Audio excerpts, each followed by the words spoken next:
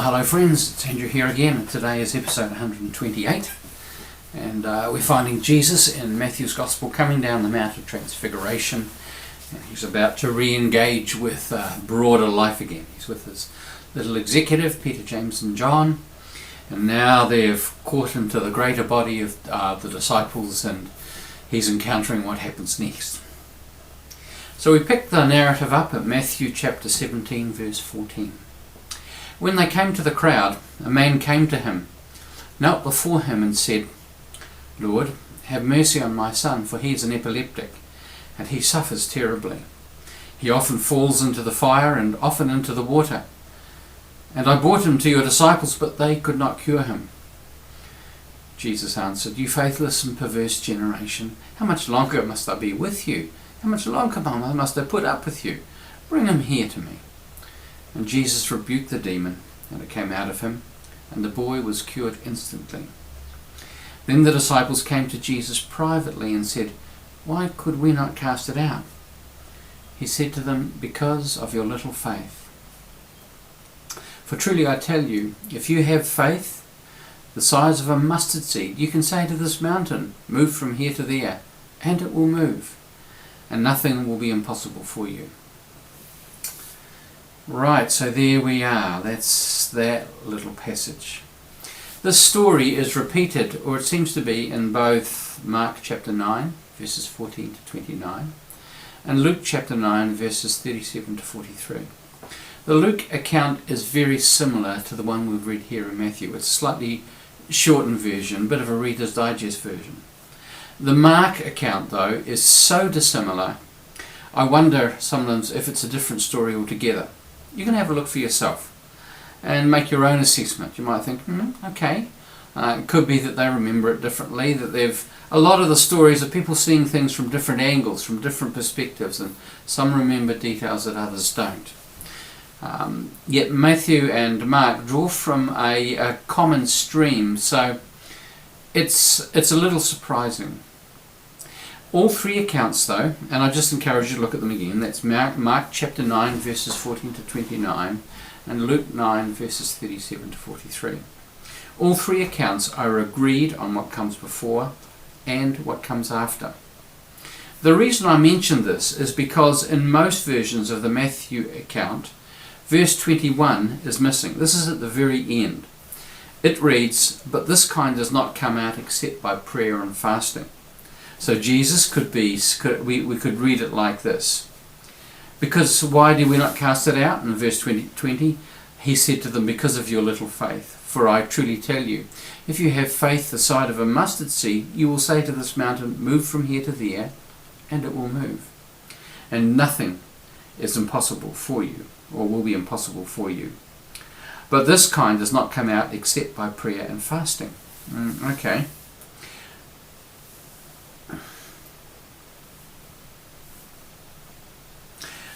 Apparently there are a few ancient texts that have this verse included, including the one on which the King James Version is based, in which we get verse 21. Most scholars conclude, however, that this verse is included as it is found in the Mark account and has simply been added by later copyists to the Matthew account. Now this makes some sense. It seems to me that the primary reason for excluding it is that in Mark and Luke's accounts they each have one reason why the boy has not been healed. In Luke's account, it was lack of faith. In Mark's account, it was that this kind comes only out by prayer, and some texts add, and fasting. So, since most texts exclude verse 21 in Matthew's Gospel, I would suggest that the exclusion is the right call. Otherwise, we're given two explanations as to Jesus, which seem to be almost mutually exclusive. It was either that they did not have enough faith, and Jesus has an extended explanation of this in Matthew's Gospel, or because they did not approach it through fasting and prayer. Now, it's possible to argue that both are true, and indeed they could be, but it seems to me that it's stretching a bit of a long bow. A key issue in the text we have in front of us is that no mention is made of the boy being deaf and mute. Now this is primary in the Mark account. His fitting seems to be secondary. In this Matthew account, it is the fitting that is not only front and centre, it is all that this is about. Now that might sound a bit, okay, you might need to listen to it again to get a sense of what I'm saying and compare the texts. I'm interested that in the NRSV, which is what I'm reading from, and this is the bit that I'm getting to, that we read, the one that we're reading from, describes this boy as an epileptic. Now, I don't know that the Greek at that time had any word for epileptic. This is an appropriate diagnosis for all that Matthew tells us and from what we know today. That's why I think that word's been used. The word I looked in the Greek more has to do with a lunatic. It's about the phases of the moon. In the time of Jesus, one could only have put anything that looked like this down to demonic activity. Now, I think this is really important. They have no other frame of reference. So they see what this boy does. They see him fitting, and with all the other things they see happening that look like this, they put it all into one basket and they see it as it's a sign that this person is possessed by a demon. As I said, they have no other frame of reference. They have no other way of describing this. They have no other way of being able to identify that this is anything but that. For them, if it walks, swims, quacks, and flies like a duck, it therefore must be a duck. They have no other way of seeing. Yet, in this case, I want to suggest that appearances may be deceiving. Now, there may be some who are watching today, who are watching this little talk, who believe that this is still the case, that it is always a sign of demonic activity.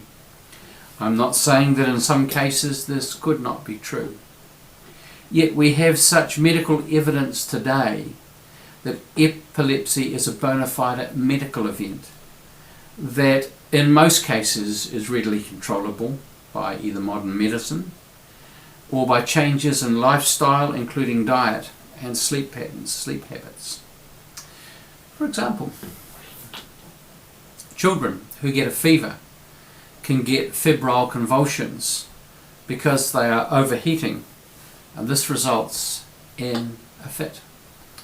One would think that surely when the fever has passed, the temperature would come down and the fitting would cease. I'm aware though, I'm fairly sure I'm right about this, that this is not always the case. The brain has learned how to fit, and when the pressure comes on, can use this path again as a relief valve. I checked with Lynn, my better half, who's a practice nurse, and she could not verify this last statement, yet I'm leaving it in because I'm reasonably confident that I've had conversations with at least one doctor who work in this area and that my memory hasn't let me down. Having said that, I could be wrong. But this also happens to adults under extraordinary stress. This is another of the triggers. I believe that it's happened to me and to other members of my family. Flashing lights and the strobic effect of passing by a line of trees on a bright sunny day, when the sun flickers through, can bring on epileptic fits. And there is evidence that it is hereditary. Now, with a good number of things I've already mentioned, when it's correctable by diet and sleep habits and all those things, you can see that it's unlikely that this is demonic activity. And yet here we have Jesus casting out the demon of epilepsy.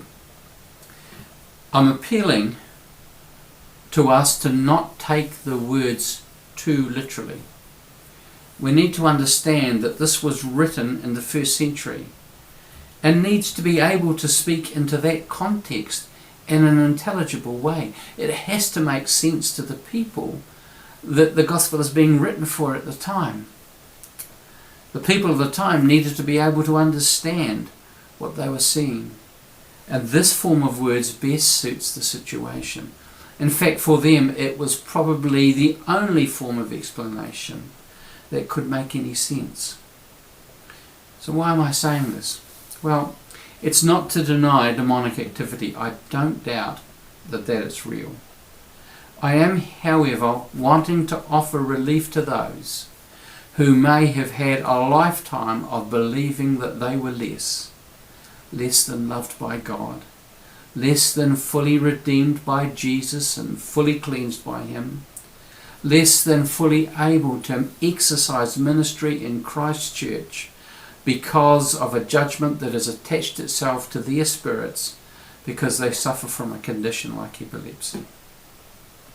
Maybe something else. But the damage of such a judgment from others and of ourselves can be huge and can keep us from the fullness of life that Jesus' kingdom of God invites us into. So, be at peace today. God bless you.